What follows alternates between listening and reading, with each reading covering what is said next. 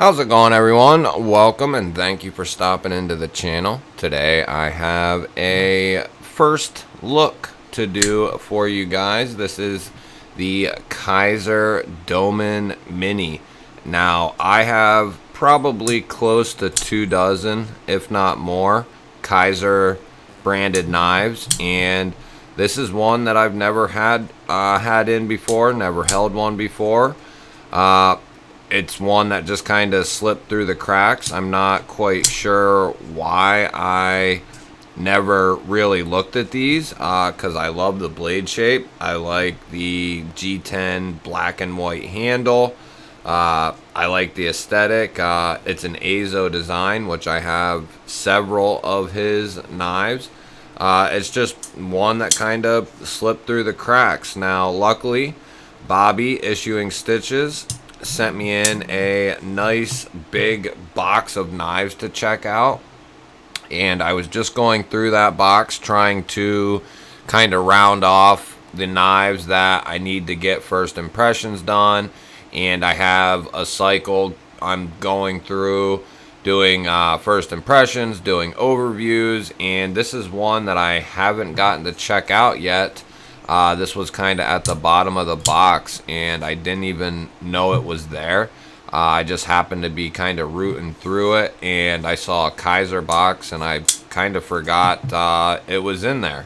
So I snagged it out, and here we are. But we're going to do just a quick first impressions of this guy.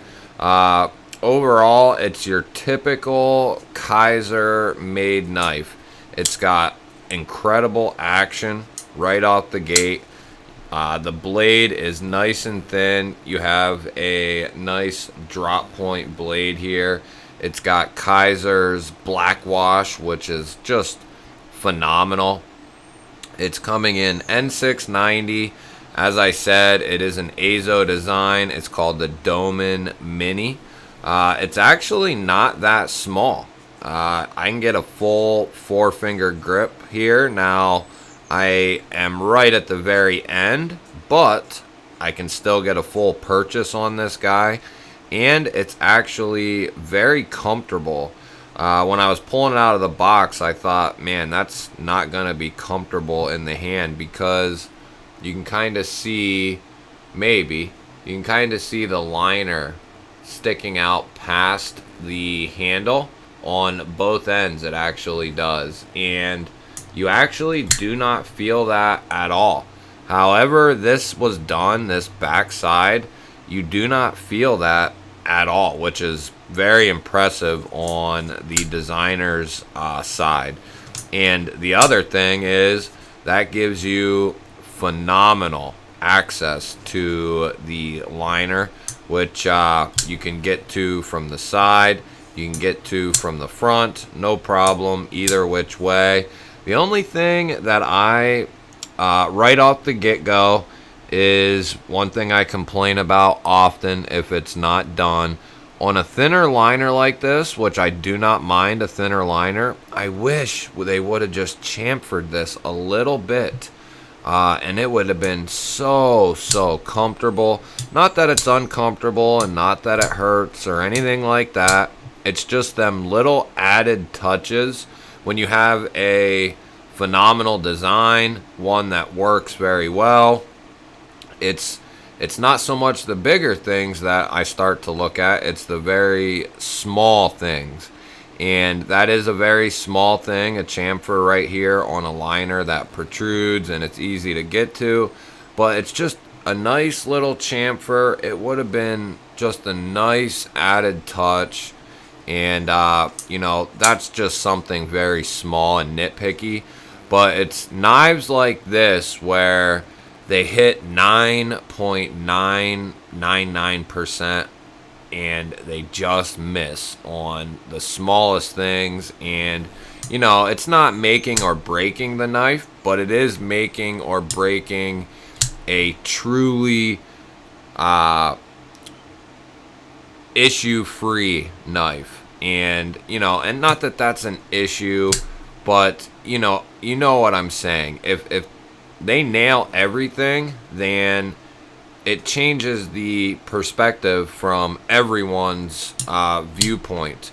Anyone who gets this knife, you know, it's well done. It looks great. The transitions are awesome. You have a nice thin, deep carry steel clip with Azo's little marking there on it.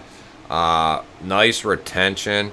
Very nice as far as I can't even barely get my messed up fingers under there. You have a nice little backspacer with a lanyard integrated into it, and you have one of Issuing Stitch's lanyards here that he does. He does an awesome job on his hanks and his lanyards.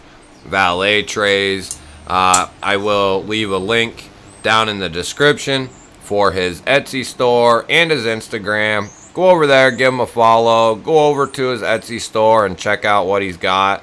He has just all kinds of different hanks and sizes, and he's a wonderful dude. And you can use code GBALL10, all caps, and when you're checking out, that code will get my viewers and subscribers 10% off their whole order. So thank you to Bobby. Tell Bobby a big thank you for loaning the knives in, for allowing my viewers a 10% off code. I mean, just an awesome dude. I don't know that he does that for anyone else. Whether he does or doesn't, he does do it for me and my viewers, and that's just awesome of him. But yeah, so shout out to Bobby, man. Thank you again. I know I've said it every time I've checked out one of the knives from the box, but he sent a massive box in, guys. If you haven't seen the unboxing of that, it literally took me 2 videos to do all the unboxing, and I didn't even I opened the box, pulled the knife out, and put the knife away.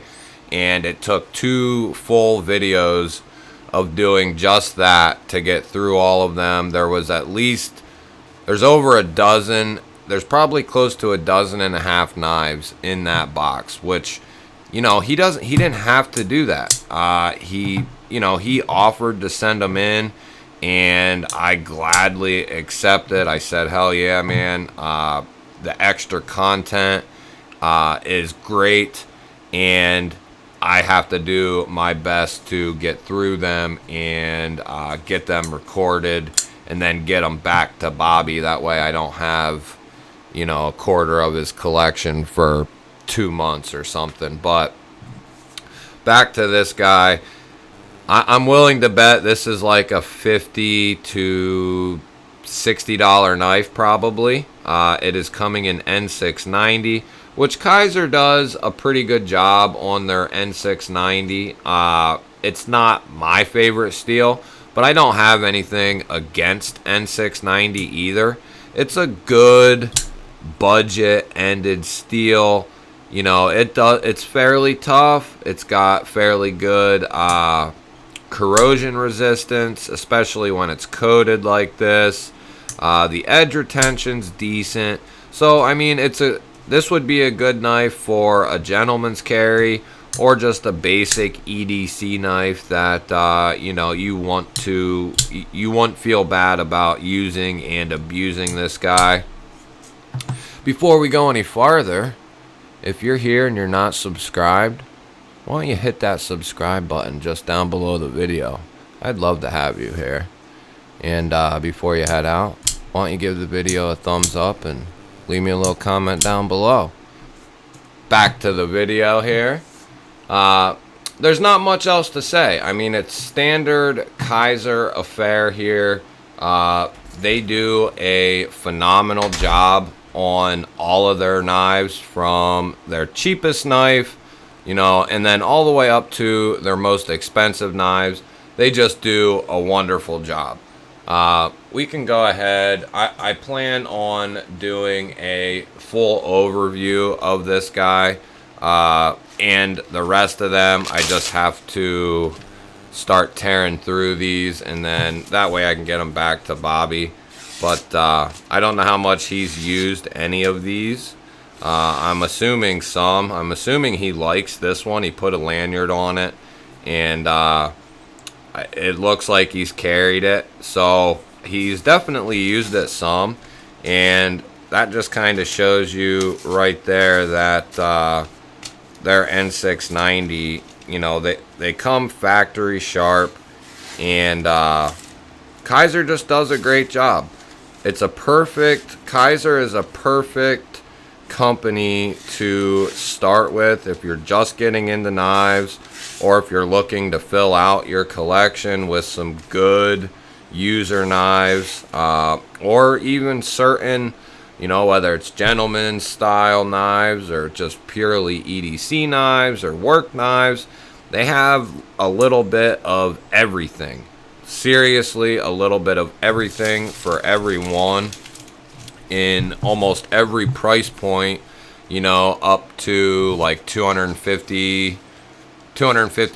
Maybe they might even be a little more than that actually at this point. They might be up to getting close to 300. So I mean, they have knives from 40-50 bucks all the way up to, let's call it, 300 bucks. And you know, some of their premium knives are just so well done. They like to use titanium and S35VN. They are starting to dabble with like 20 CV, and I can't remember if I've seen M390, but they are starting to use fat carbons and LMAX and LC200N. And whether you hate Kizer or you love Kizer, there's one thing that Kizer is doing, and they are continuing to expand. Kizer really reminds me of Olight in a sense, and it's funny to say that now because Kizer is the OEM for Olight, for their O-Knife brand. And Kizer is continually coming out with upgraded models, coming out with new models. They are using all kinds of different steels, guys. I mean, N690, 154 cm, 20 CV, LMAX, LC200N. I can't remember. I could have swore I seen. Was it S90V? They are just, the point is, guys, they are using a ton of different materials, fat carbons, titanium, G10. They have some of the best micarta, hands down. You got to give it up to Kizer. And, you know, I kind of tell myself, you know, Kizer just isn't doing it, you know. I don't know why I tell myself that, but the more you look at what they're coming out with, what they're dropping, the materials that they're using, they just are. No matter what I want to say or what anyone else wants to say, Kizer is doing all the things necessary to get ahead. Kizer at this point is by far way ahead of anyone else. Civivi, Kubi, you name it, Kizer is ahead of them at this point. There was a point in time where Civivi was close to, they were ahead of Kizer. You know, early last year, most people would have said Civivi was the top dog as far as, you know, mid to budget ended knives. But Kizer since then has literally put them in a different continent at this point. Kizer's so far ahead of them, it's just unbelievable. And now I know Civivi has Wii, but Kizer doesn't need to do 3 different companies in order to have a budget line, a mid-tier line, and then a more premium $200 to $300 line. I don't know why Civivi ever did that, or Wii, whichever one came first, whatever. I don't know why Wii just didn't put out budget knives. It really doesn't. Obviously, it's working for Kizer. Kubi is, in my mind, if they start tweaking a few different things, Kubi is going to pass Civivi, because Kubi puts out all kinds of different models. They upgrade different models. They are using all kinds of different materials. They have, one thing about Kubi is they're not afraid to use S90V, M390, 14C28N. So I mean, Kubi is getting there. They're almost following Kizer's footprint, and it's a good footprint to follow behind. I'm a huge fan of Kubi. I don't know. I'm a fan of Kizer. I don't know what the stigma is between me and Kizer. I like a lot of their knives. Maybe it's just I want something new, maybe. I don't really know what it is. Maybe someday I'll figure it out. But I mean, I still buy Kizer's knives. I have a couple of them right here sitting on the desk. Right here is my most recent one, the Kizer Drop Bear. Absolutely love this knife. Right here sits another one, the Escort. Absolutely love this knife, the Mad Tanto. And then they got a ton of other knives as well that have come out over the last year or two that are just phenomenal.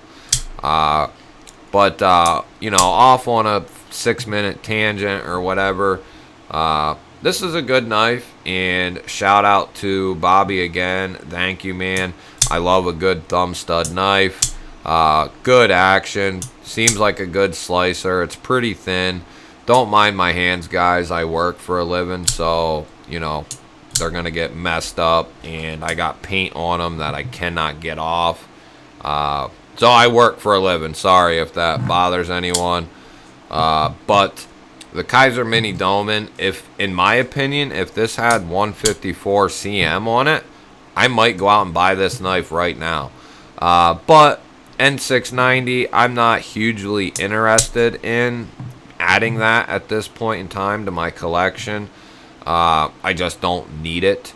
But if this was in 154 for like 50, 60 bucks, I'd be probably going out and snagging one. I like the blackwash blade, the color-coded G10, nice smooth transitions, blacked out hardware, pocket clip. Nice design from Azo. I like it. If you're interested in getting a budget-ended gentleman's carry or gentleman's carry EDC knife type of deal, this would be a good one to look at, because it's not going to be expensive. You're not going to be scared to use it, and it's going to perform well for you and look good doing it. But that'll be it, guys. If you hung out through the whole video, thank you. If you're still here and you're not subscribed, hit that subscribe button down below the video. I'd love to have you here. And hit the thumbs up button. Leave a comment down below. Otherwise, guys, I will see you on the next one.